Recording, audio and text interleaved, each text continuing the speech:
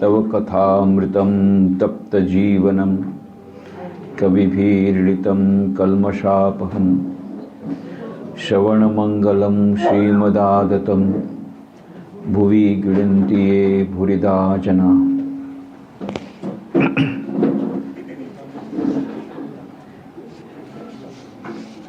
আমি নিজেকে খুবই ধন্য মনে করছি যে বাড়িতে মাস্টার মহাশয় শ্রী মহেন্দ্রনাথ গুপ্ত स्वयं दीर्घ सारा जीवन काटिয়েছেন। যে কথামৃত ভবন থেকে 1882 অবধি কথামৃত বই प्रकाशित হতো, একমাত্র প্রকাশন স্থান ছিল। যে বাড়িতে রামকৃষ্ণ কথামৃত লেখা হয়েছে, যে বাড়িতে মা শারদা দেবী স্বয়ং থেকেছেন, দীক্ষা দিয়েছেন, যে বাড়িতে স্বামীজি অনেকবার এসে অনেক কথা কথোপকথন করেছেন। আর কত বড় বড় লোক, গুজরাতের কাকা সাহেব কালেলকর উনি নিজের বইতে লিখছেন হিমালয়ান প্রবাস, ওনার মিটিং মাস্টার মহাশয়ের সঙ্গে কীরকম হলো। অটোবায়োগ্রাফি অফ এ যোগী স্বামী যোগানন্দ পরমহংস, উনি এই বাড়িতে এসে মাস্টার মহাশয়ের সঙ্গে কত কথোপকথন করলেন। স্বামী বিবেকানন্দ ঠাকুরের অন্য ডাইরেক্ট ডিসাইপলস, অন্তরঙ্গ শিষ্য, তারা এখানে এসেছেন, মাস্টার মহাশয়ের সঙ্গে কথোপকথন করেছেন। এই সেই বাড়িটাতে আমরা আছি, ভাবলে কীরকম লাগে। আমরা সেই বাড়িতে আছি। আজ থেকে 2000 বছর পরে ওরা বিশ্বাস করবে না কি এরকম একটা বাড়ি ছিল, মাস্টার মহাশয় ছিলেন। 5000 বছর 10,000 বছর পরে যেমন আজকে আমাদের ঠোঁটছে রামচন্দ্রজি ছিলেন কি না, কৃষ্ণ ভগবান ছিলেন কি না, না সেটা শুধু গল্প, এরকম মনে হচ্ছে। আজ থেকে 10,000 বছর পরে রামকৃষ্ণ ভগবান ছিলেন কি না ওরা জিজ্ঞেস করবে।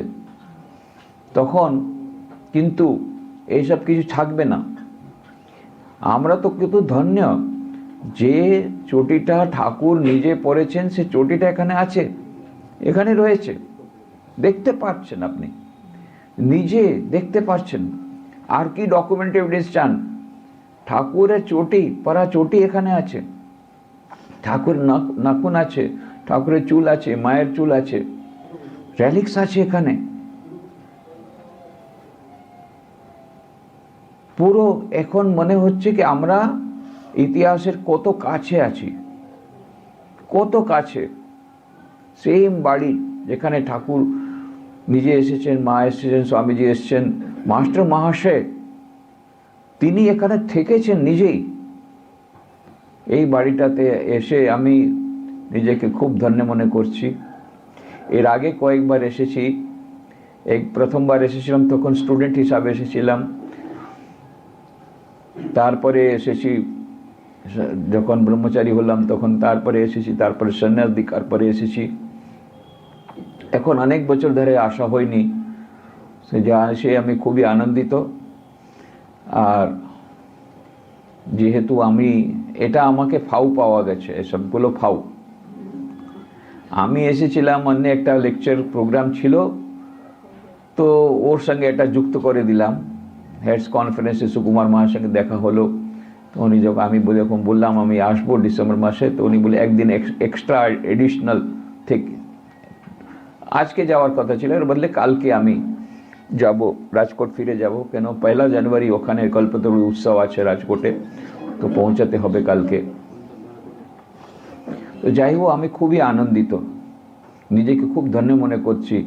এই বাড়িটাতে থেকে এখন গিয়েছিলাম, সব জায়গায় দেখলাম, পুনঃ সেই স্মৃতিগুলো এলো আর সবগুলো দেখলাম। আর আপনারা খুবই ধন্য।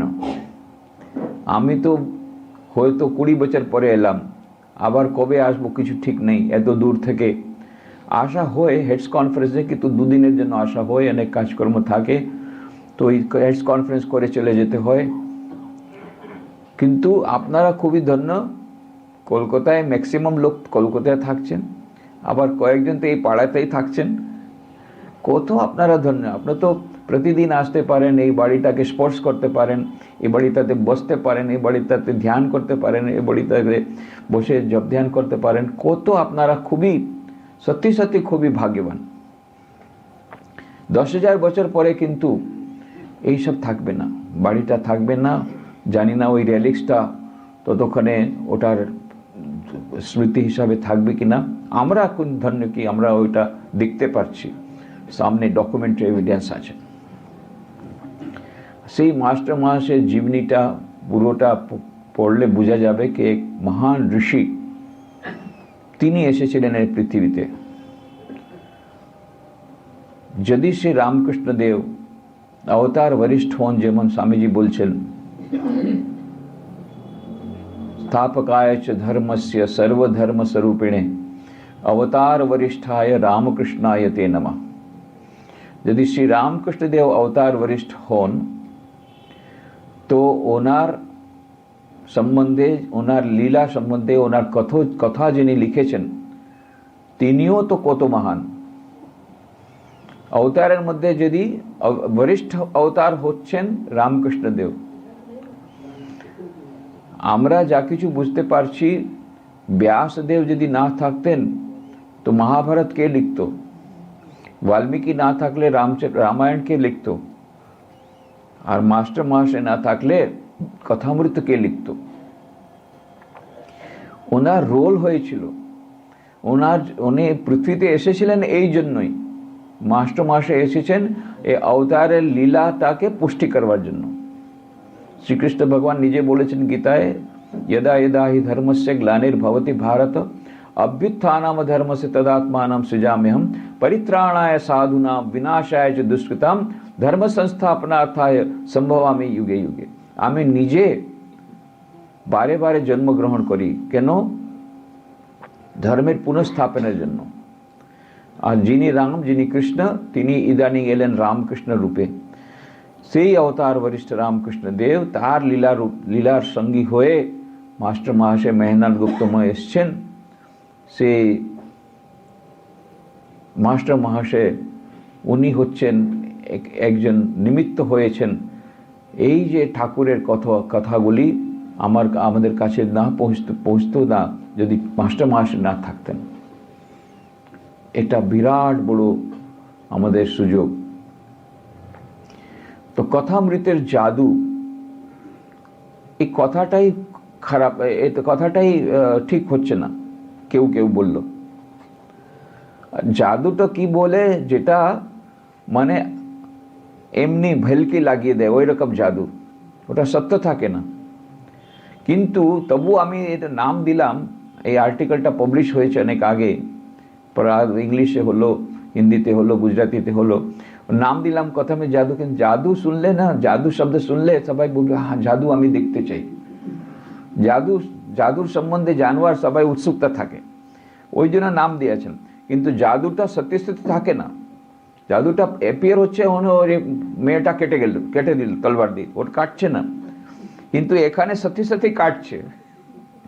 এই জন্য ওই হিসাবে জাদু নেই, তবু আমি নাম দিলাম अट्रैक्ट करवार जन्य कि नामे जादू। अभी आमाके अनेक बोललो आजके व्हाट्सएप मेसेज पाठिয়েছে, এই আপনি কি বললেন আমাকে পরে বলবেন, আমি যেতে পারছি না, কিন্তু জাদু এটা শুনেই আমার মনে হচ্ছে কিছু স্পেশাল আছে। তো স্পেশাল কিছু নাই, শুধু নাম দিয়েছে। কিন্তু এটা আর কিছু না, কথামৃতের প্রভাবটা কি রকম। যেমন আমি বললাম কথামৃত ভবন, এখান থেকে রামকৃষ্ণ কথামৃত বেরোতো। কথামৃত কিভাবে হয়েছে সেটা তো আপনারা জানেন। মাস্টার মহাশয় মহেন্দ্রনাথ গুপ্ত তিনি বাড়ি থেকে বেরিয়ে গেছেন। বাড়িতে যেমন আমাদের থাকে অনেক ঝগড়া ঝাঁটি থাকে, একটু বেশি হয়ে গেল, আর উনি ভাবলেন কি আর বাড়িতে ফিরবো না। হঠাৎ করে স্ত্রীকে বাচ্চাদের নিয়ে ঘোড়াগাড়িতে চললেন। আর বরানগর কাছে ঘোড়াগাড়ির একটা চাক্কা চলে গেল। তখন কি করা যায়, তো ওর বোন ছিল, তার ওখানে আশ্রয় নিলেন। বোনের ছেলে ছিল সিধু মজুমদার। সিধু বলছে, মামা পাশেই দক্ষিণেশ্বর কালী মন্দির আছে, সেখানে যাবে? মাস্টার বলছে, আমার কোনো দেবী দেবতার দর্শন করার এখন, এমনিও তো ও নিরাকার ব্রহ্ম ছিলেন, আর সগুণ সাকার উপরে বিশ্বাস তো ছিল না তখন, আর আবার এমনি তো বলছে এখন তো যা অবস্থা আছে, আর দেবী দেবতার কোনো দর্শন করার কোনো আমার ইচ্ছা নেই। সিধু বলছে, মামা কিন্তু ওখানে খুব ভালো গার্ডেন আছে, খুব বড় বাগিচা ভালো আছে গঙ্গার ধারে। আর মাস্টার মহাশয় প্রকৃতি প্রেমী ছিলেন, এই কথা আমরা পড়লে বোঝা যায়, বারে বারে কত সুন্দর বর্ণন করছেন, আকাশে বর্ণন করছেন, বাতাসে বর্ণন করছেন, নদীর বর্ণন করছেন, প্রাকৃতিক সুন্দর বর্ণন করছেন। সেই জন্য হ্যাঁ ঠিক আছে, তাহলে গার্ডেন দেখতে চলো। গার্ডেন দেখতে এসেছেন।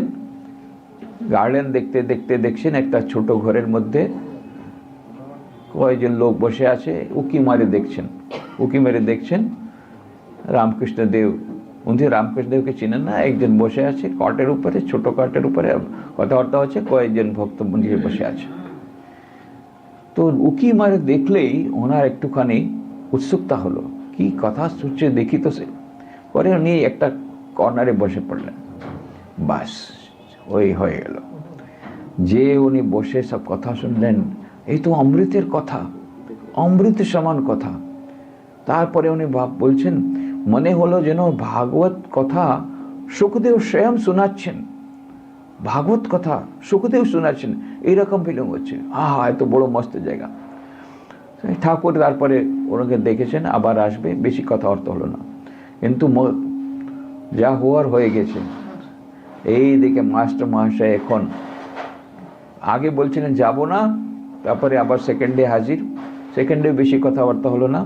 থার্ড টাইম যখন গিয়েছেন তখন অনেক কথাবার্তা হয়েছে, সব কথামৃতে আছে। ওনার মধ্যে তখন এত হতাশা ছিল, এত দুঃখ ছিল জীবনে, উনি ভাবছেন আর শরীরটা ছেড়ে দেব, আর শরীর রেখে লাভ নেই। এই টেন্ডেন্সিটা ওনার ছিল তখন, যখন ঠাকুরের কাছে এসছেন। আর ঠাকুর কাছে এসে এত আনন্দ পেয়েছেন, এত এনার্জি পেয়েছেন, এত শক্তি পেয়েছেন, সেই আত্মহত্যার কথা তো কোথায় চলে গেল। তারপরে উনি যেতে লাগলেন, আর যে দিনে যা কথা হতো সেই দিনেই এসে উনি নিজের বাড়িতে এসে ওইগুলো লিখে রাখতেন একটা ডায়েরিতে, সংক্ষেপ।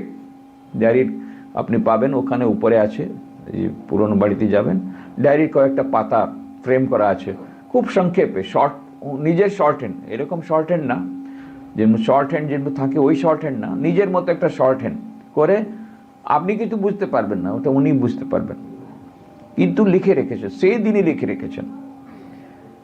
এই কথামৃতের বিশেষতা হলো সেই দিনই উনি লিখেছেন, সেকেন্ডে লিখেন নাই। রাত্রে 12টা 1টা হয়ে যাচ্ছে কিন্তু উনি লিখে যাচ্ছেন, আজকে সারাদিনে 2 ঘন্টার মধ্যে কি হলো সেটা ওনাকে 2 ঘন্টার মধ্যে লিখতে হবে। তো ওই ডায়েরিতে এরকম লিখছেন। মাস্টারমশাই নিজে বলছেন 3 রকম এভিডেন্স আছে। একটা তো হচ্ছে সেই দিনই লেখা, একটা হচ্ছে পরে লেখা,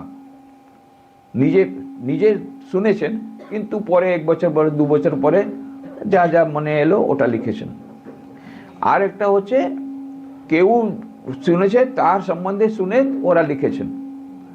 এই ভগবান বুদ্ধ কথা 250 বছর পরে কেউ লিখেছে, জিসাস ক্রাইস্টের কথা 200 বছর পরে লিখেছে, কিন্তু রামকৃষ্ণ দেবের কথা এটা হলো ওই দিনই লেখা কথা, ওনার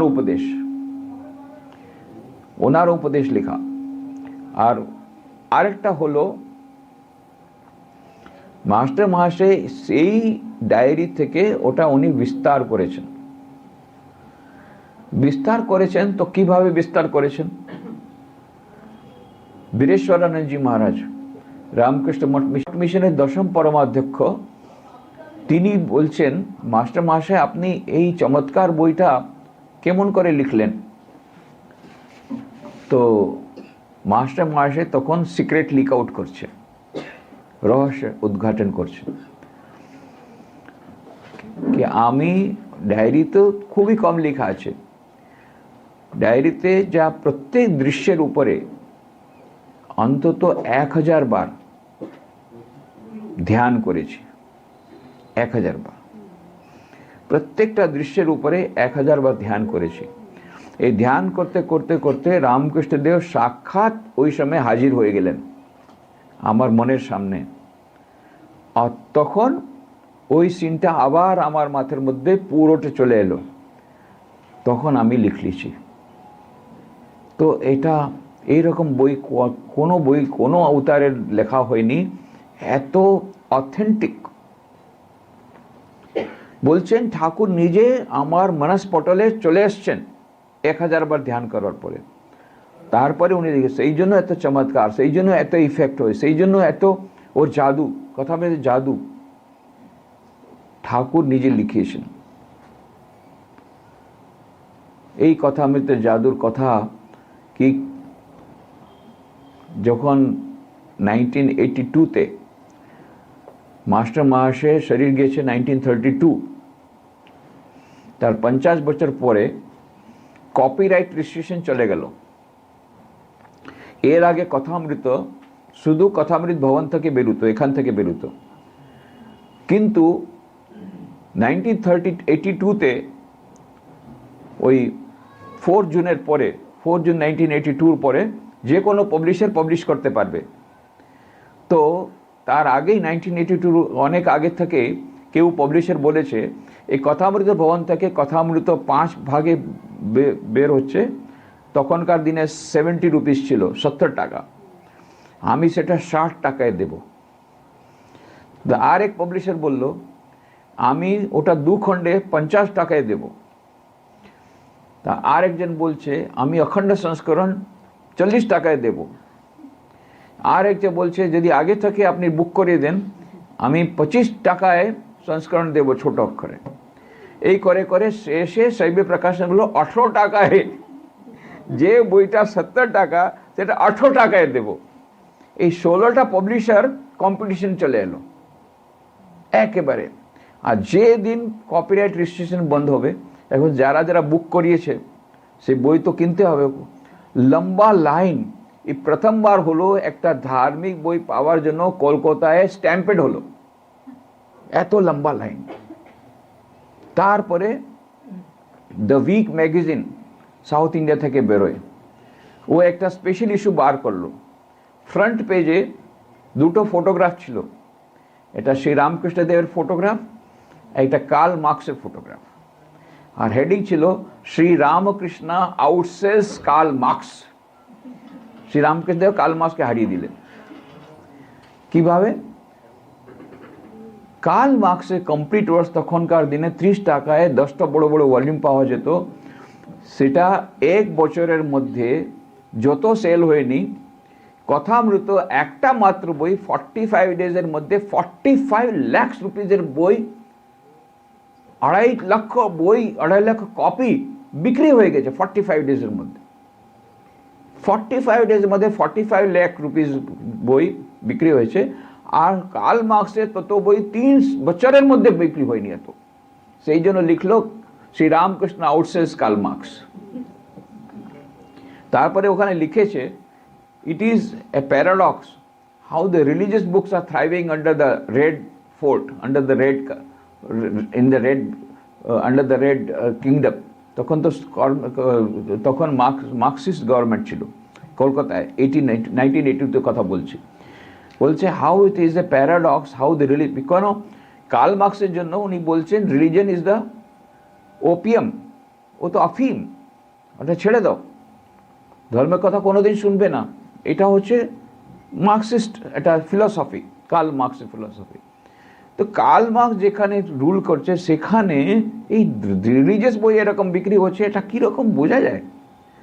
তারপরে বলছে, লিখলো, it is perhaps that the Bengalis like to have Jyoti Basu rule in the Writers' Building, but inside their hearts they want Shri Ramakrishna to rule. ওরা চাইছে রাইটার্স বিল্ডিংয়ে থাকুক, মার্কসিস্ট থাকুক সিএম, কিন্তু আমাদের হৃদয়ের মধ্যে তো আমরা রামকৃষ্ণকে চাই। নাহলে এত বই বিক্রি হবে, একটা বই, একটা কপি কথামৃত। এই যে কথামৃতের জাদু, কীরকম জাদু, কত লোক এখান থেকে ইমপ্রেস হয়েছে, কত জন আত্মহত্যা থেকে বিরত হয়েছে। মাস্টার মহাশয় নিজে রামকৃষ্ণদেবের কাছে গেলেন, তারপরে ওনার তো নিজের আত্মহত্যা তো এই তো চলেই গেল, ওনার কোনো তারপরে এলোই না ওইসব। উনি তো এত নূতন এনার্জি পেলেন, নূতন উৎসাহ পেলেন, নূতন জীবন পেলেন। উনি নিজে লিখছেন, কোথায় তো আমি ওই জীবন অন্ত করতে গেছিলাম, আর কোথায় গুরু পেয়ে গেলাম, নূতন জীবন পেয়ে গেলাম, নতুন গুরু পেয়ে গেলাম, আর নতুন জীবনও পেয়ে গেলাম গুরুর কাছে গিয়ে, নিজে লিখছে। তো এই নতুন জীবন উনি তো পেলেন, কিন্তু এই কথামৃত লিখে উনি অনেককে জীবন বাঁচিয়ে দিলেন। আর বিগিনিংয়ে উনি একটা ভাগবতের কথা শ্লোক লিখেছেন, তব কথা অমৃতম তপ্ত জীবনম কবিभिरीडितम कल्मषापहम श्रवण मंगलम श्रीमदादतम ভুবি গৃহন্তি এ ভুরিদা জনা। এটা ভাগবতের কথা। ভাগবতের মধ্যে প্রসঙ্গ হচ্ছে দশম স্কন্ধে রাসলীলা চলছে, আর গোপিকা সব খুবই আনন্দিত হয়ে গেছে, আর ওদের মধ্যে একটুখানি অহংকার এসে গেছে।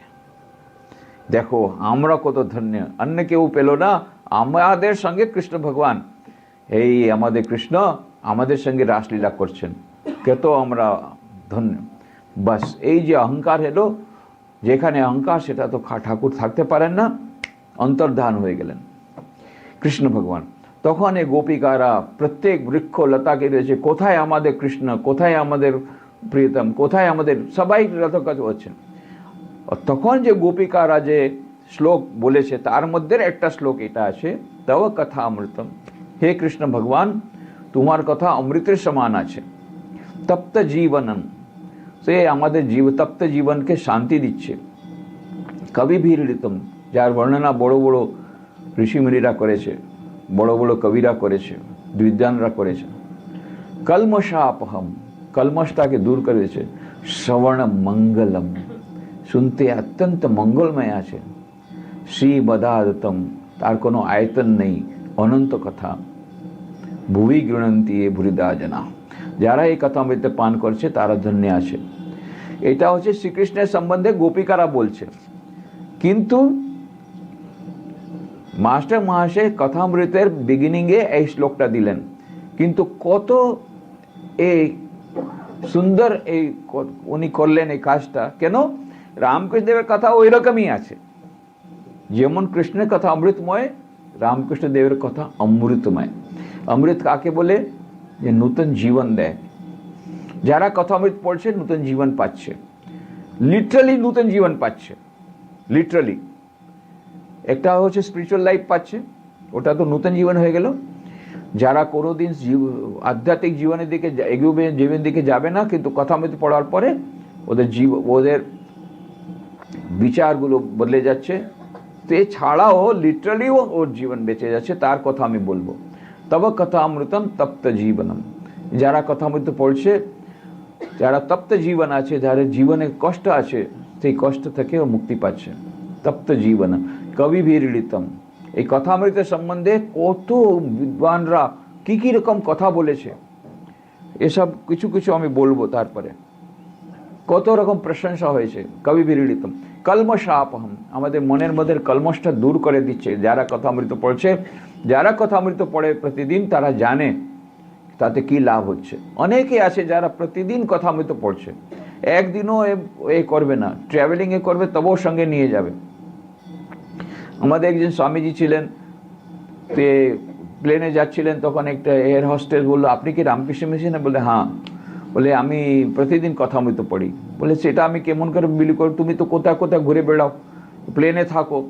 তখন যে আপনার বিশ্বাস হচ্ছে না, তখন নিজের ব্যাগটা আনলো, বলে দেখুন আমি যেখানেই যাই কথামৃত আমাদের সঙ্গে থাকে। কথামৃত বলে আমি প্রতিদিন পড়ি, যেখানেই থাকি, প্লেনে থাকি কিন্তু কথামৃত পড়ি। এরকম তো অনেক লোক আছে যারা প্রতিদিন কথামৃত পড়ে।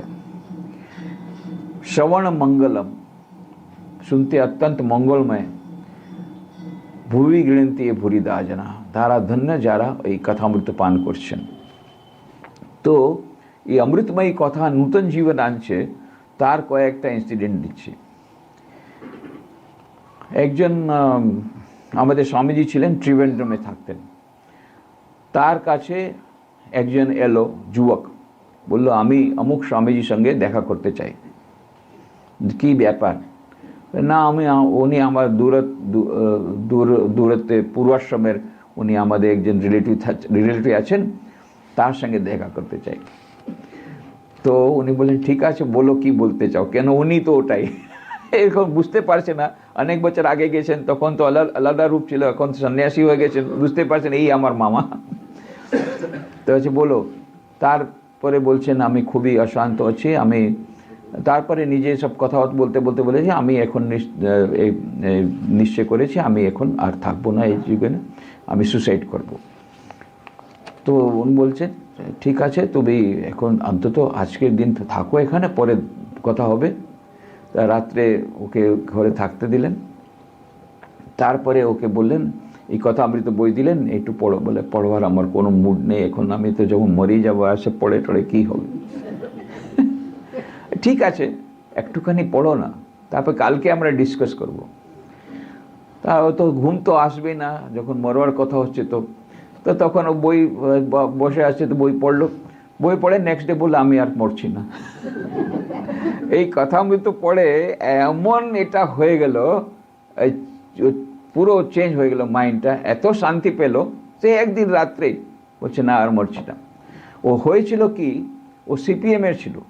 সিপিএমে যখন ছিল অনেক সিপিএমের জন্য কাজ করেছে, কিন্তু সিপিএম গভর্নমেন্ট যখন কেরালাতে এসছে ওকে কিছু দেয়নি। আর তো যেহেতু সিপিএম করেছিল, ওর কোনো নিজের ধন্দা পয়সা কিছু করতে পারেনি। আর যখন কেরালা গভর্নমেন্ট এলো সিপিএম, ওর জন্য কিছু করলো না। তো এত ইকোনমিক ওর ফ্রাস্ট্রেশন হয়ে গেলো, তার মধ্যে আবার শাশুড়ি বৌমার আবার ঝগড়া চলছে, এইসব করে টরে বললো এখন মরে যাব। কিন্তু এই কথা আমি তো পড়ে বেঁচে গেল। ওই স্বামীজির কাছে আরেকজন এলো কর্নেল। একজন কর্নেল এসে বলছে স্বামীজি আমার একজন মেজর আছে আমার আন্ডারে, সেই মেজর না বারে বারে বলছে আমি মরে যাব, আমি নিজেকে শ্যুট করে দেবো। ওর কাছে আবার পিস্তলও আছে। মেজর তো পিস্তল তো থাকেই। হয়তো ওরও কোনো প্রবলেম ছিল, ওয়াইফের সঙ্গে বনছে না, যা কাজ কিছু একটা ম্যারিটাল প্রবলেম ছিল। তো বারে বারে বলছে আমি নিজেকে শ্যুট করে দেবো। তো মহারাজ আপনি একটু ওর সঙ্গে যদি কথা বলে কেউ বুঝান তো ভালো হয়, কেন এটা মরে যাবে, ওর ওয়াইফের কি হবে। তো স্বামীজি বললেন দেখো ভাই, ও আমাকে চিনে না, ও কি আমার কথা শুনবে? ওর সঙ্গে দেখা করে কোনো লাভ নেই। তবে একটা কাজ করো, এই বইটা তোমাকে দিচ্ছি, ওকে বইটা দিয়ে দাও, বলো এই বইটা পড়ুক, গসপেল অফ শ্রী রামকৃষ্ণ ইংরেজিতে, বইটা পড়ুক। আর ওকে বলবে দেখো ও যদি মরে যায়, এই সূর্যের চারিদিকে পৃথিবীটা ঘুরছে, সেটা ঘুরতে থাকবে, সেটা বন্ধ করবে না। তুমি মরে গেলেও ঘুরতে থাকবে, কিন্তু আত্মহত্যা করাটা হচ্ছে কায়রতা, কভার্ডিস, এটা বলে দিও। আর বলো এটা এই বইটা পড়বে। তো ও তো মেজর কিন্তু বলছে ভাই আমি বইটা পড়বো না। তারপরে যখন বলছে আচ্ছা কিছুটা পড়ো, তার পড়ার পরে কয়েকদিন পরে বলছে সারা জগৎ আমাকে বললে তবুও আমি মরবো না। পুরো চেঞ্জ হয়ে গেল, সুসাইড থেকে বেঁচে গেল। এইরকম তো অনেক কেস আছে যেখানে কথামৃত পড়বার পরে তে ওরা মরে গেছে। পূর্ণচন্দ্র ঘোষ ঠাকুরের শিষ্য, জানে সবাই আপনারা। ও তো বলেছিলেন নিত্য মুক্ত, ওর ক্যাটাগরিতে ছিল পূর্ণচন্দ্র ঘোষ। ঠাকুর কত ভালোবাসতেন, ও কত বলেছিলেন ওর বাবা মাকে ও বিয়ে করবে না, ও থাকতে ও কষ্ট পাবে, সংসার ওর জন্য নয়। তবু মা বাবারা যেমন থাকে কিছুতেই ছাড়বে না, বিয়ে করে দিল। ওর যা হলো তা হলো, এত ওর জীবনে কষ্ট এলো। তারপরে একদিন ভেবেছে আর আমি বাঁচতে পারবো না। তখন চান টান করে ওর নিজের বাড়িতে উপরে একটা ঠাকুর ঘর ছিল, সেখানে চলে গেল। আর ভাবছে বাস এই কথা অমৃতে কয়েকটা পেজ, অমৃতময় পেজ পাঠ করতে করতে আমি শরীর ছেড়ে দেব। আর এমনি তো কথা আমি তো পাঠ করে মানে কোনো পেজ পড়বে সেটা তো জানে না, সেটা তো এই নিল আর খুললো, যা পেজ আড়বে সেইটি পড়বো। যে খুলেছে সেই পেজটার কি লেখা আছে, ঠাকুর পূর্ণকে খুব ভালোবাসেন, রাত দিন তার জন্য মাকে প্রার্থনা করছেন। হায়, ঠাকুর নিজে আমার জন্য মাকে প্রার্থনা করেছেন, ঠাকুর আমাকে এত ভালোবাসেন, আর আমি মরবার কথা বলছি, না না না আমি মরবো না। তারপরে আরও কথামৃত পড়তে লাগলেন, কথামৃত প্রতিদিন পড়তেন, কিন্তু এই যে চমৎকার হলো সেই দিনই ঠাকুর কথামৃত বুঝে যেছে, ওনার জীবনটা বেঁচে গেল। এরকম অনেক আছে এই কথামৃতের জাদু, এই কথামৃতের জাদু দিয়ে অনেকে সুসাইড থেকে বেঁচে গেছে। এই আর্টিকেলটা আমি লিখেছি ইংলিশে, তারপরে গুজরাটি লিখলাম যখন এডিটর ছিলাম রামকৃষ্ণ আশ্রম রাজকোট থেকে, রামকৃষ্ণ জ্যোত একটা মাসিক এই মান্থলি ম্যাগাজিন বেরোয়, সেখানে একটা আর্টিকেল লিখলাম। আর্টিকেলের নাম হলো কথামৃতের জাদু, কথামৃত জাদু গুজরাটিতে। পরে আমাকে 3 জন এসে বলল, ওই আর্টিকেল পড়ে আমরা আত্মহত্যা থেকে বেঁচে গেলাম।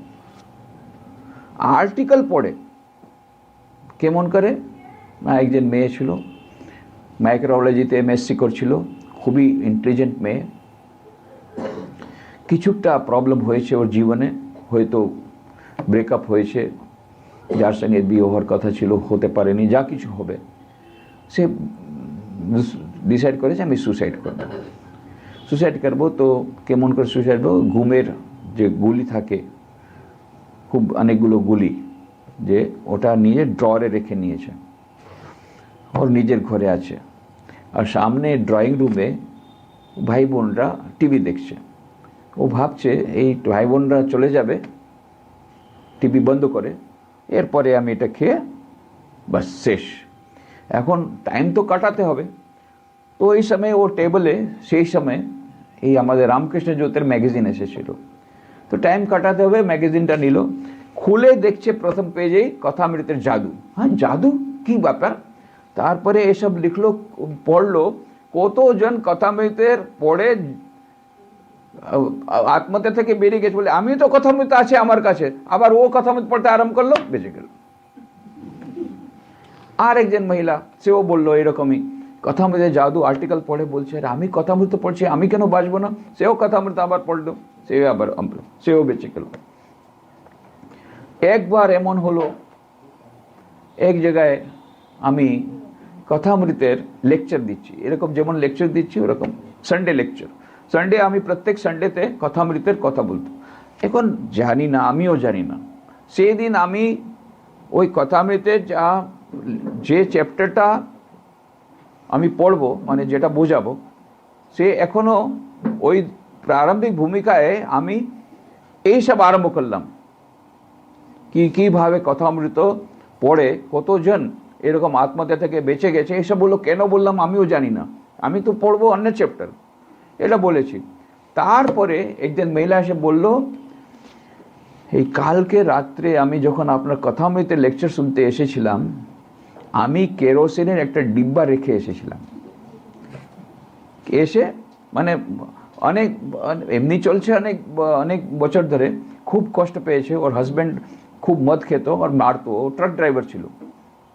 যেদিন এই হলো রবিবার আমার ইভিনিংয়ে লেকচার, রবিবারের সকালে ওকে ওর হাজব্যান্ড এমন মেরেছে, মাথায় এত বড় ঘা হয়ে গেছে, সে বলছে আর আমি আর সহ্য করতে পারছি না, আর মরে যাব, আর কোনো উপায় নেই। তখন কেরোসিনের একটা টিন কিনে নিল, ভাবলো লাস্ট ঠাকুর ঘরে যাই, রামকৃষ্ণ আশ্রমে যাই, আর কথামৃত আজকে পাঠ আছে, কথম পাঠ শুনে মা ঠাকুরকে প্রণাম করে আসি, তারপর এসেই কেরোসিনটা দিয়ে মরে যাব, এই নিশ্চয় করে এসেছিল। কিন্তু যখন এইসব কথাগুলো বললাম, এই কথামৃত পড়ার পরে কতদিন আত্মহত্যা থেকে বিরত হয়ে গেল, সেও আবার কথামৃত পড়তে আরম্ভ করলো, তারপরে ও শান্তি পেল, বেঁচে গেল, তারপর আমার কাছে এসে কথাটা বলেছে। তো এই কথামৃতের জাদু কতজনকে যে সত্যি সত্যি অমৃত, এমনি তো অমৃত ভাই আমাদের জীবন করে দিচ্ছে, আমাদের আধ্যাত্মিক চেতনা দিচ্ছে, তা ছাড়াও এই কতভাবে কতজনকে বাঁচাচ্ছে তার এ নেই। আর সেই জন্য কথামৃত, রামকৃষ্ণ কথামৃত, প্রথম উনি তো লিখেছেন দুটো লিভস ফ্রম দ্য গসপেল, এই করে ছোট ইংলিশে প্যাম্পলেট বার করেছেন। আর যেটা ওই প্রথম মাস্টার মাকেও শুনিয়েছেন। মা বলেছেন, বাবা আমি শুনলাম যে তো মনে হলো যেন ঠাকুর নিজে বলছেন, এটা তুমি পাবলিশ করো। তারপরে লিভস অফ দ্য গসপেল ইংলিশে একটু বার করেছেন, সেটা স্বামীজিকে পাঠিয়ে, স্বামীজি তখন দেহরাদুনে ছিলেন। উনি তো এখন মানে এত আনন্দিত হয়ে গেছেন, ও এখন আমি বুঝলাম কেন আমাদের মধ্যে কেউ ঠাকুরের কথা লিখে নেই, it was reserve for you. আর শেষে লিখছে, সক্রেটিক ডায়ালগস আর Plato all over, but you are entirely hidden. Plato লিখেছে সক্রেটিক্সের ডায়ালগ, কিন্তু তার মধ্যে প্লেটোর একটা গন্ধ আসছে, প্লেটোর নিজস্ব কিছু কিছু কথা আসছে, কিন্তু এখানে you are entirely hidden. Directly ঠাকুর যেমন কথা বলেছেন সেই কথাগুলি মনে হলো অরিজিনাল কথাগুলি তুমি বার করেছো, খুব প্রশংসা করেছেন, আরও বার করো, এটা উনি প্রফল পেয়েছেন। তারপরে উনি তো ডায়েরিটা যখন স্বামীজি দেখেছেন, এই মাস্টার মাস এটা তো অনেক ভালো ভালো কথা আছে, এটা পাবলিশ করো। না না না, এটা আমার প্রাইভেট ডায়েরি, এটা আমার মরার পরে তুমি পাবে। কিন্তু স্বামীজি খুব বলার পরে, মায়ের বলার পরে উনি কথামৃত ফার্স্ট পার্ট বার করেছেন। সবাই খুব প্রশংসা করছে। যেমন হয় একটা নূতন কথা বললেই আবার লেগ পুলিং করার লোকও থাকে, ব্যাক বাইটিং করার লোকও থাকে, কয়েকজন ক্রিটিসাইজ করেছেন, তাতে মাস্টার মহাশয়ের মনটা ভেঙে গেল, আর সেকেন্ড ভলিউমটা বার করব না। তখন শ্রী রামকৃষ্ণদেব নিজে দর্শন দিয়ে বলছেন, তুমি ভাবছো কেন, আমি তো তোর সঙ্গে আছি, বার কর না। তারপরে উনি এটা শক্তি পেয়েছিলেন, তারপরে second part, third part, fourth part সে বার করেছেন। প্রথম বাংলাতে বেরোলো, প্রথম ইংলিশে দুটো লিভস বেরিয়েছে, কিন্তু বই হিসাবে ফার্স্ট বেরোলো বাংলাতে। তারপরে তো হিন্দিতে রামকৃষ্ণ বচনামৃত নামে বেরোলো। ইনি ছিলেন হিন্দিতে সূর্যকান্ত ত্রিপাঠী নিরালা, খুব ফেমাস রাইটার, উনি হিন্দিতে ট্রান্সলেট করলেন, নাম দিলেন রামকৃষ্ণ বচনামৃত। গুজরাটিতে ট্রান্সলেশন হলো, নাম হলো রামকৃষ্ণ কথামৃত। আবার তামিল, তেলুগু, মালয়ালম, কন্নড়, উড়িয়া অনেক ল্যাঙ্গুয়েজে ওটা ট্রান্সলেট হলো। তারপর ইংরেজিতে ট্রান্সলেশন হলো, নাম হলো the gospel of Shri Ramakrishna. আর তারপরে তো কত কত ল্যাঙ্গুয়েজে বেরিয়েছে, Spanish, Dutch, Greek, Russian, Japanese, German, অনেক ল্যাঙ্গুয়েজ, ফরেন ল্যাঙ্গুয়েজে, গ্রিক, স্প্যানিশ, কত ল্যাঙ্গুয়েজে ওটা ট্রান্সলেশন হয়েছে। আর ওর হাজার হাজার কপি সব বিক্রি হয়েছে। আজকে কতজন, হাজার হাজার লোক জগতের সব জায়গায়, শুধু আমাদের ভারতে নয়, অনেক জায়গায় এই গসপেল কথামৃত পড়ে মনে শান্তি পাচ্ছেন। অমৃতের, রামকৃষ্ণদেবের অমৃতময় কথা শুনে, এই কথামৃত পড়ে ওরা নূতন জীবন পাচ্ছেন, কত লোক পাচ্ছেন। এটা হলো কথামৃতের জাদু। আর এখানে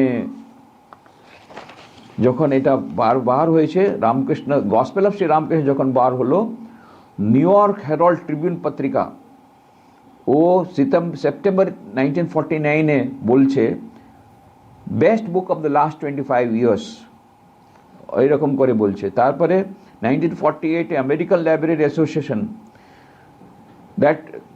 ওরা বলছে লাস্ট 50 ইয়ার্সের মধ্যে বেস্ট বুক হচ্ছে গসপেল। রবার্ট অবলেক উনি লিখলেন দি পোর্টেবল ওয়ার্ল্ড বাইবেল, তার মধ্যে উনি এই গসপেলের 12 পেজ দিয়েছেন। ওয়ার্ল্ড বাইবেলের মধ্যে 12 পেজেস আছে। এরকম সারা, শুধু ভারত নয়, দেশ বিদেশে অনেকে এর প্রশংসা করেছেন, এর জাদুটা মেনেছেন। আর রোমা রোলা ফ্রেঞ্চ মনীষী ছিলেন, নোবেল প্রাইজ উইনার, তিনিও প্রশংসা করেছেন। পুরী শঙ্করাচার্য ছিলেন, যিনি 5 সাবজেক্ট MA করেছিলেন। তিনি 1945-এ রামকৃষ্ণ মঠ ম্যাড্রাসে এসেছেন, চেন্নাইতে। তখন ওরা দেখলো, সাধুরা ওনার বিছানাতে পড়ে আছে গসপেল অফ শ্রী রামকৃষ্ণ ইংরেজিতে, কথামৃত ইংরেজি। বললো, আপনি এই বই পড়ছেন? বলে, this is the best book of the whole world, পুরো জগতের মধ্যে এরকম বই নাই, বেজোড় বই। আর বলছেন, this is the Bhagavata for the new age. Shankaracharya Puri Shankaracharya বলছেন, পুরীর শঙ্করাচার্য কি বলছেন, Bhagavata for the new age. আর বলছেন আমি আমার বিছানায় সবসময় এই বইটা রাখি, যতক্ষণ না কিছু পেজ পড়ি নেই আমি ঘুমাই না। পুরী শঙ্করাচার্য বলছেন। স্বামী বিজ্ঞানানন্দজি মহারাজ বলছেন একবার মাস্টার মহাশয়কে, মাস্টার মহাশয় আমি ইনকোয়ারি করে দেখেছি যত সাধু ব্রহ্মচারী জয়েন করে তাদের মধ্যে 80% আপনার বইটা পড়ে এসছে। 80% সন্ন্যাসী হয়েছে কথামৃত পড়ে, প্রথম কথামৃত দিয়ে ওনার ঠাকুরের সম্বন্ধে জেনেছেন। আর রামকৃষ্ণ দেবের অন্য পার্ষদ স্বামী রামকৃষ্ণানন্দজি, শিবানন্দজি, প্রেমানন্দজি এরা সব অনেক প্রশংসা করেছেন, এই কথামৃতের জাদুর সম্বন্ধে বলেছেন। মহাপুরুষ মহারাজ বলছেন মাস্টার মহাশয় সম্বন্ধে আর কথামৃত সম্বন্ধে, যতদিন এই পৃথিবী থাকবে, যতদিন সূর্য চন্দ্র থাকবে ততক্ষণ কথামৃতের মহিমা থাকবে, আর ততক্ষণ মাস্টার মহাশয় অমর হয়ে থাকবেন। এই মাস্টার মহাশয় অমর হয়ে থাকবেন। যতদিন সূর্যচন্দ্র পৃথিবী আছে ততদিন মাস্টার মহাশয়ের এই মহিমা থাকবে। এটা মহাপুরুষ মহারাজ স্বামী শিবানন্দজি রামকৃষ্ণ মঠ মেসের দ্বিতীয় অধ্যক্ষ তিনি বলছেন। একবার রাজা মহারাজ স্বামী ব্রহ্মানন্দজি মহারাজ একজন ডিভোটিকে বলছে, এক কথায় তোমাকে আমি ব্রহ্মজ্ঞান দিয়ে দেব। ওই যে ভক্ত এত খুশি হয়ে গেল, সে একবার কাছে এলো, কানে মন্ত্র শুনবে আর একেবারে ব্রহ্মজ্ঞান হয়ে যাবে। তো কাছে এলো, রাজা মহারাজ ওকে কানে বললেন, প্রতিদিন কথামৃত পড়বে।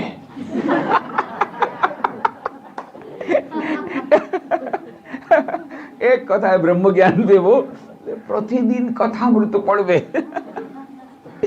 তো এই ঠাকুরের যত ডিসাইপল, যত পার্ষদরা, তারা কথামৃতের সম্বন্ধে এমন এমন এই করেছেন। এই হচ্ছে কথামৃতের জাদু। আর চারিদিকে ওটা প্রসারিত হচ্ছে, আরও বেড়ে যাচ্ছে। কত কপি বিক্রি হচ্ছে। এখন কেউ কেউ হচ্ছে এই আমি ওই কথামৃতে 251 লেকচার দিয়েছিলাম পোরবন্দরে। 8 বছর ছিলাম, প্রত্যেক সপ্তাহে রবিবারে যে লেকচার হতো তার ওর সিডি করা হলো, তার ওটা ইউটিউবে দিয়েছে, সেটা কত লোক দেখছে। তারপর বড়োলাতে 12 বছর ছিলাম, 12 বছরের মধ্যে ওই প্রায় 250 লেকচার হলো প্রত্যেক রবিবারে। প্রত্যেক রবিবার তো হয় না, অনেক জায়গায় আবার যেতে হয় দেশ বিদেশে, কিন্তু তবুও আমি চেষ্টা করতাম রবিবারে যেন থাকি। সো 250 লেকচার, তবুও কথামৃত ফার্স্ট পার্টও হলো না। কিন্তু এত গুড় কথাগুলো সব আছে, সেটা বুঝতে গেলে বুঝাতে গেলে অনেক টাইম লাগে।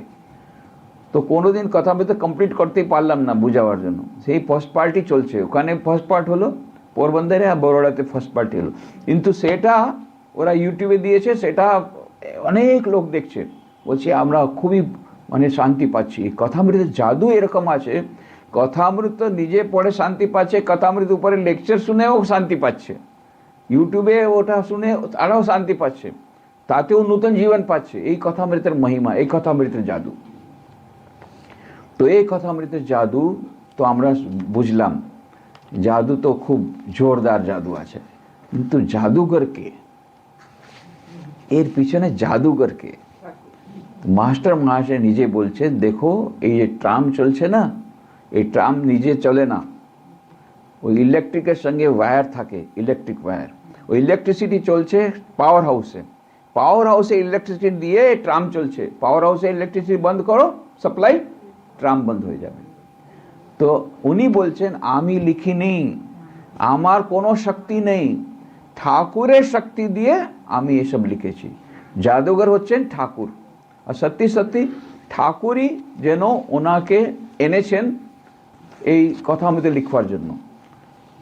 একবার দেখছেন মহাপুরুষ মহারাজ ঠাকুর বলছেন, উনি কিছু লিখছেন, এই তোর জন্য এটা নয়, ওর জন্য আলাদা অ্যাপয়েন্টমেন্ট করা আছে। উনি আগে থেকে স্টেনোগ্রাফার অ্যাপয়েন্টমেন্ট করে এসছেন, আসবার আগেই স্টেনোগ্রাফার সঙ্গে যাবে। বড় বড় যে এমজি ম্যানেজিং ডাইরেক্টর যখন যায় না, সঙ্গে একটা স্টেনোগ্রাফারকে সঙ্গে নিয়ে যায়, ভাই তুমি কথা লিখবে, আমি তো টাইম পাবো না, এয়ারপোর্টে তোমাকে ডিকটেশন দিয়ে দেবো, এর সঙ্গে স্টেনোগ্রাফার থাকবে। তো এইবারে যখন রামকৃষ্ণ এলেন, বলে প্রত্যেকবার এরা বটারা কথাগুলো এইদিক ওইদিক করে দেয়, এইবারে স্টেনোগ্রাফার সঙ্গে নিয়ে যাব। তো স্টেনোগ্রাফার সঙ্গে আছে, আগে থেকে অ্যাপয়েন্টমেন্ট হয়ে আছে। তো মহাপুরুষ মা বলছে, এই তোর জন্য এটা নয়, তুই কি এরকম করে শুনছিস, তো অ্যাপয়েন্টমেন্ট অলরেডি হয়ে গেছে স্টেনোগ্রাফার, তোমার লিখতে হবে না। সেই স্বামীজি বলছে, এখন আমরা বুঝি কেন আমরা যে ঠাকুরের সম্বন্ধে কিছু লিখলাম না, তোমার জন্য এটা ছিল রিজার্ভ, মাস্টার মশাই আপনার জন্য একটা রিজার্ভ ছিল এই কাজটা। তো মাস্টার মশাইকে আগে থেকে অ্যাপয়েন্টমেন্ট করে নিয়ে এসছেন, উনি ওর অ্যাপয়েন্টমেন্ট করেছেন স্টেনোগ্রাফার, উনি ওর কথাগুলো লিখলেন, এই জাদুঘর হচ্ছেন উনি। তারপরে কি করছেন, আবার অ্যাপয়েন্টমেন্ট তো করে দিলেন, আবার এডিট করতে হবে। তো উনি বুঝে গেছে, আচ্ছা সেদিন আমি কি বলছিলাম, বলে আপনি সেদিন এইরকম বলেছে, বলে হ্যাঁ এরকম ঠিক ঠিক ঠিক। তারপরে কি বলছিলাম, বলে আপনি এইসব কাহিনী বলেছেন, বলে হ্যাঁ হ্যাঁ ঠিক ঠিক। তা বলছে এরকম আপনি বলছেন, না না না না ওটা বলিনি, আমি এটা বলেছিলাম। আবার এডিট করে দিচ্ছেন, কারেক্টও করে দিচ্ছেন, যাতে আবার কথামতি লিখবার সময় কোনো গোলমাল না হয়। উনি আবার এডিটও নিজে করেছেন, অ্যাপয়েন্টমেন্ট নিজে দিচ্ছেন, কথাগুলির আবার এডিটও ঠাকুর নিজে করছেন। ইনি হলেন জাদুঘর। সব গোপীরা বসে আছে চারিদিকে, আর তোমাকে ছাড়বো না তোমরা, এই যে তুমি কি জাদু করেছো আমাদের কানাইয়ার উপরে, আমরা বুঝতে পারছি না। কানাইয়া তোমার ছাড়া থাকতে পারে না, হ্যাঁ, তোমাকে নিয়ে সব সময় থাকে, 24 ঘন্টা তোমাকে নিয়ে থাকে, সব সময় তোমাকে নিয়ে থাকে। তুমি কি জাদু করেছো আমাদের কানের উপরে একটা বলতে হবে, আজকে আমরা তোমাকে ছাড়ছি না। কে কারা বলছে? গোপীরা। কাকে বলছে? বাঁশিকে। এই বাঁশিটাই কন্হैया ছাড়ছে না, সব সময় নিজের হোটের উপরে অধরের উপরে রেখে আছে, সব সময়, না হয় অধরে আছে, না হয় বগলে আছে, না হয় কোমর পাশে গেছে, এক ক্ষণেকের জন্য তোমাকে ছাড়ছে না। কি তুমি জাদু করেছো আমার কাছে আসছে না, কোনে তোমার কাকে তোমাকে নিয়ে আছে, তুমি কি জাদু করেছো বলো, আজকে বলতে হবে, আমরা তোমাকে ছাড়বো না, গোপীরা বলছে। তখন ও বাঁশুরি বলছে, আমি কি বলবো বোন, আমি সত্যি বলছি, আমি কিছু জাদু জানি না, আর আমার স্বরূপটা তো তুমি দেখছো, আমি তো ফোটা বাঁশ ছিলাম, তার মধ্যে আবার যা সার ছিল তাও বার করে দিল। একটা বাঁশ ছিলাম, জঙ্গলের বাঁশ, যার কোনো ভ্যালু নেই, কোনো বেশ নেই, আর এত আঁকা বাঁকা, এর মধ্যে এত গাঁট গাঁট গাঁট, শুধু গাঁটের গাঁট গাঁট, এই গাঁটওয়ালা বাঁশ, এইরকম আমার স্বরূপ আছে, এত খারাপ স্বরূপ। তার মধ্যে আবার যা সার ছিল ফুটা করে ও সারটা বাঁধ করে দিল, আবার পেটের মধ্যে 6টা ছেদ করে দিল। এইরকম কুরূপ আমি, ফাটা বাঁশ, সারহীন, আবার পেটের মধ্যে ছেদ ছেদ হয়ে আছে, আর বাকি ছিল আমার মুখটা পুড়িয়ে দিয়েছে, মুখ পোড়া, এই মুখটা পোড়া, এইরকম আমি আছি, আমার কোনো গুণ নেই, আমি কি জাদু করব। তবে কেন কৃষ্ণ ভগবান তো আমার কন্যা, বলে তবুও কেন আমাকে ছাড়ছে না, বলবো হ্যাঁ সেটাই তো জিজ্ঞেস, বল না তাড়াতাড়ি বল, কি জাদু করেছো। বলে একটাই জাদু, আমি কিচ্ছু জাদু জানি না, তবে একটা কথা আছে, কন্যা যে তান আমার মধ্যে দেয়, সেই তানটা আমি বার করি, আমার নিজের কোনো সুর নাই, আমার নিজের কোনো সুর নাই, যে সুরটা কন্যা দিচ্ছে সেই সুরটাই আমি বার করব। যে টানটা কৃষ্ণ ভগবান দিচ্ছে, কৃষ্ণ দিচ্ছেন, সেই টানটা আমি বার, আমার নিজের কোনো আওয়াজ নেই, আমার নিজের কোনো গুণ নেই, আমার নিজের কোনো স্বর নাই, যা কন্যা দেবে সেটাই বার করছে, এটাই জাদু। এই হচ্ছে কথামৃতের জাদু। মাস্টার মহাশয় নিজের কোনো কথা লিখে নাই ওর মধ্যে, ঠাকুরের কাছে যেমন শুনেছেন সেইভাবে পরিবেশন করেছেন। সেই জন্য স্বামীজি বলছেন कि Socratic dialogues are Plato all over, but you are entirely hidden. নিজেকে নেপথ্যে রেখেছেন, পুরো নামটাও লিখে নেই, মহেন্দ্রনাথ গুপ্ত কোথাও লিখে নেই, শুধু ম, নিজেকে লুকিয়ে রেখেছেন। আর গুপ্ত টাইটেল হচ্ছে, কিন্তু সত্যি গুপ্ত রেখেছেন নিজেকে, গুপ্ত। তারপরে গুপ্ত রেখেছেন, শুধু ম লিখছেন। কোথায় মণিমোহন লিখছেন কথামৃতের মধ্যে, কোথায় মণিমোহন লিখছেন, কোথায় ভক্ত লিখছেন, কোথায় ম লিখছেন, আলাদা, কিন্তু নিজেকে লুকিয়ে রাখছেন। নিজের কোনো অহংকার নাই। যতক্ষণ আমাদের অহংকারের লেশ মাত্র থাকবে ততক্ষণ ঠাকুরের টান আমরা দিতে পারবো না। এটা হচ্ছে কথামৃতের জাদুঘর হচ্ছেন ঠাকুর নিজে। কেন জাদুঘর হলেন? কেন মাস্টার নিজেকে নেপথ্যে রাখলেন, সামনে এলেন না, নিজের অহংকারটা মুছে দিলেন, পুরোটা মুছে দিলেন। আর সেটাও কে মুছে দিল? উনি নিজে না, এটাও ঠাকুর মুছে দিলেন। প্রথম মিটিংয়েই বলছেন, এই সেকেন্ড মিটিংয়ে বলছেন, আচ্ছা ও বিয়ে হয়েছে? বলে হ্যাঁ। তো স্ত্রী আছে? বলে হ্যাঁ, কিন্তু অজ্ঞানী আছে। আর তুমি জ্ঞানী? এই তো প্রথম মাস্টার অহংকার দিল। উনি ভাবছিলেন আমি তো MA করেছি, আমি কত জ্ঞানী, আর সে তো পড়ালেখা করে নেই, সে অজ্ঞানী। ওনার ডিকশনারি তো ওটাই ছিল, যে ডিগ্রি পেয়েছে সে জ্ঞানী, যে ডিগ্রি পায়নি সে অজ্ঞানী। ও জানে না কি আমি যার কাছে এসেছি সব জ্ঞান নেওয়ার জন্য, সে স্কুলে যায়নি।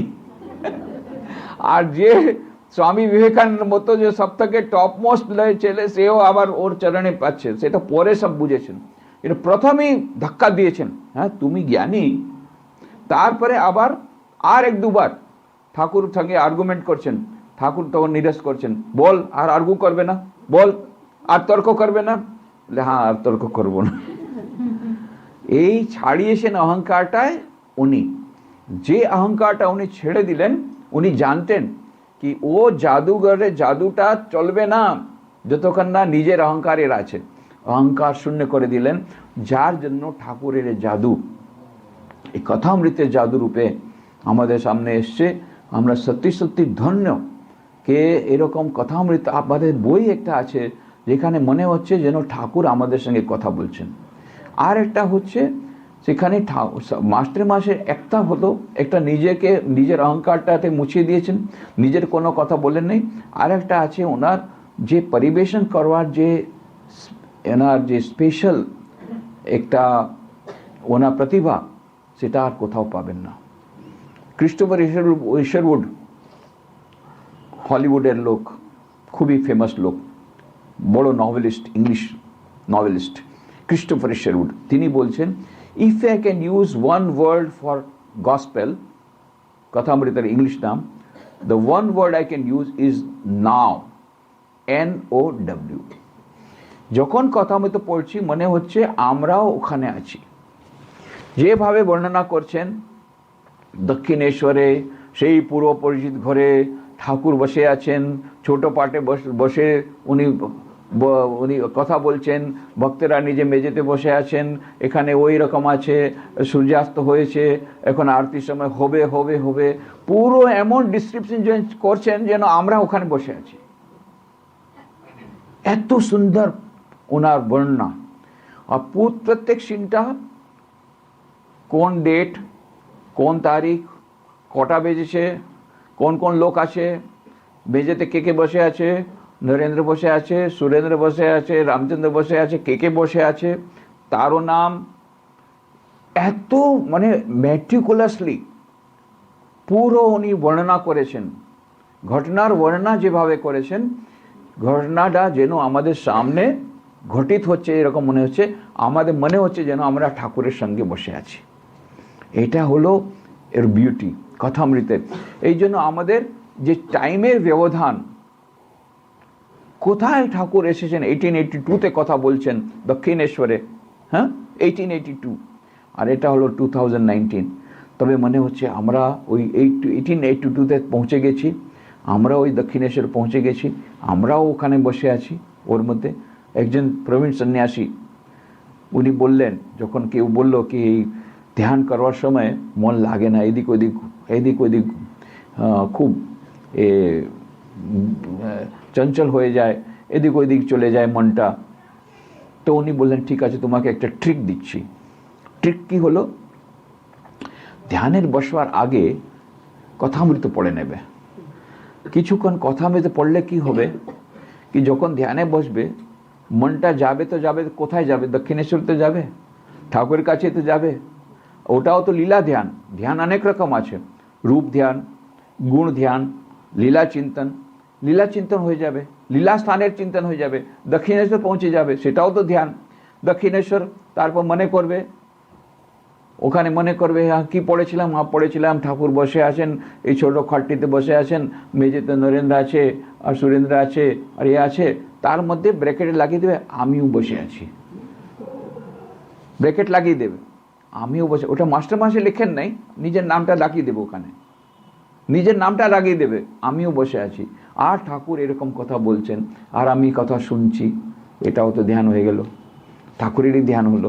ঠাকুর যে কথা বলছেন সেটা আবার ঠাকুর বসে আছেন এই কল্পনা করতে হবে, খুঁজো খাটটি কল্পনা করতে হবে, দক্ষিণেশ্বর ও কমরাটা কল্পনা করতে হবে, তো সেটা যেন ঠাকুর ওখানে চলে আসবে। তো এইভাবে এই কথামৃত দিয়ে আমাদের আধ্যাত্মিক জীবনে এত সরলভাবে ঠাকুর কথা বলেছেন। কিন্তু যদি কথামৃত না থাকতো তাহলে আমরা কেমন করে জানতাম এই ঠাকুর কত সরলভাবে, কত গল্প দিয়ে, সুন্দর গল্প দিয়ে, কত বড় বড় দার্শনিক কথা কত সোজাভাবে আমাদের আধুনিক মানবের জন্য যাতে তারা শান্তি পায় পরিবেশন করেছেন। কিন্তু চ্যানেল হলো মাস্টার মহাশয়। মাস্টার মহাশয় না থাকলে এই কথামৃতের জাদুটা আমাদের কাছে পৌঁছতো না। সেই জন্য জাদুঘর তো হচ্ছেন ঠাকুর, কিন্তু নিমিত্ত হলেন মাস্টার মহাশয়। আর সেই মাস্টার মহাশয়ের মহিমাটা কেন হলো এত বেশি? কেন উনি নিজেকে নেপথ্যে রাখলেন, নিজেকে এগিয়ে দিলেন না, নিজেকে লুকিয়ে রাখলেন, নিজের কোনো অহংকার ছিল না, শুধু ঠাকুরের কথা অরিজিনাল যেটা ছিল সেটাই পরিবেশন করেছেন। যার জন্য এই জাদুর এত প্রভাব আজকে এত বছর পরে চলে যাচ্ছে, কত লোক ওর সঙ্গে হচ্ছে হয়তো প্রভাবিত হচ্ছে। আর আমরা সত্যি সত্যি সেই ব্যাসদেব আমরা দেখিনি, বাল্মীকি দেখিনি, মাস্টার মহাশয়কে দেখিনি, কিন্তু মাস্টার মহাশয় যে বাড়িতে ছিলেন সেই বাড়িটাতে বসে আছি, সেটাও কম কথা নয়। বাল্মীকির বাড়িতে আমরা বসতে পারবো না, ব্যাসদেবের বাড়ি কোথায় জানি না, কিন্তু আধুনিক অবতার বরিষ্ঠ শ্রী রামকৃষ্ণ দেবের যে ব্যাসদেব, রামকৃষ্ণ দেবের যিনি যাকে স্টেনোগ্রাফার হিসাবে এনেছিলেন, আর সেটা দেখো। আর ঠাকুরের এই জাদুঘরের জাদু দেখো কীরকম, যেই জাদু শেষ হয়ে গেল জাদুঘর সেই জাদুটা শেষ করে দিলেন, জাদুঘরটাকে শেষ করে দিলেন। যে জাদুঘর আসল জাদুঘর এই জাদুটা শেষ কীভাবে? রামকৃষ্ণ কথামৃত ফার্স্ট পার্ট হলো, তারপরে টোটিজাই হলো, উনি বন্ধ করলেন, ঠাকুর এসে নিজে বললেন না না আমি তোমার সঙ্গে আছি, এগিয়ে যাও। তারপরে second, third part, fourth part বেরোলো। ফিফথ পার্ট, কথামৃতের ফিফথ পার্ট ওর লাস্ট প্রুফ উনি দেখলেন, সেটা ছিল 4 জুন 1932 ফলহারিণী কালী পূজার দিনে। সেই ফলহারিণী কালী পূজার দিনে লাস্ট প্রুফ, লাস্ট ভলিউমের লাস্ট প্যারাগ্রাফটা উনি এডিট করলেন। আর তার কয়েক ঘন্টার পরে ঠাকুর আমাকে নিয়ে নিও, মা আমাকে তোমার চরণে নিয়ে নিও করে শরীর ছেড়ে দিলেন। যেই জাদুঘরের কাজটা শেষ হলো, জাদুঘর নিজের যন্ত্রটাকে আবার নিয়ে নিলেন, 1 ঘন্টাও রাখলেন না। কেন? এসেছিলেন কাজের জন্য, এই কথামৃত লিখবার জন্যই ওকে এনেছিলেন। কাজ শেষ হয়ে গেল, বাস নিজের ইনস্ট্রুমেন্টকে টেনে দিলেন। উনি হলেন যন্ত্র, এই যন্ত্রটাকে টেনে নিলেন ঠাকুর জাদুঘর, যখন শেষ হয়ে গেল কাজ টেনে নিলেন। তো সেই বাড়িটাতে, এই উপরের ঘরেই মাস্টার মহাশয় লাস্ট উনি কথামৃতের পার্টটা প্রুফ রিডিং এইখানে বসে শেষ করলেন। এই বাড়িটাতেই উনি শরীর ছাড়লেন। এত আমরা ধন্য, সেই বাড়িতে আমরা বসে আছি। তো এত আমরা ঠাকুরের কাছে প্রার্থনা করি, ঠাকুর বিরাট বড় সুযোগ তুমি আমাদের দিয়েছো, অনেক বড় সুযোগ। সেই সুযোগের জন্য আমরা লাভান্বিত হতে পারি। আর ঠাকুরের কাছেই প্রার্থনা করি ওনার আশীর্বাদ আমাদের উপরে বর্ষক হোক। আমরা এই কথামৃতের অমৃত দিয়ে, অমৃত পান করে আমরা ধন্য হতে পারি, মানুষ জীবনটা ধন্য করতে পারি। যেমন কথামৃতে দেওয়া আছে ও উপদেশের পালন করে আমাদের মানুষ জীবনটা ধন্য করতে পারি। ওই প্রার্থনাটা ঠাকুরের চরণে করতে করতে আপনাদের সকলের মধ্যে যে দিব্য চেতনা রয়েছে তাকে প্রণাম করে আমি আমার বাণীটা এখানে শেষ করছি। ওম শান্তি শান্তি শান্তি। হরি ওম তৎসৎ। শ্রীরামকৃষ্ণার্পণমস্তু।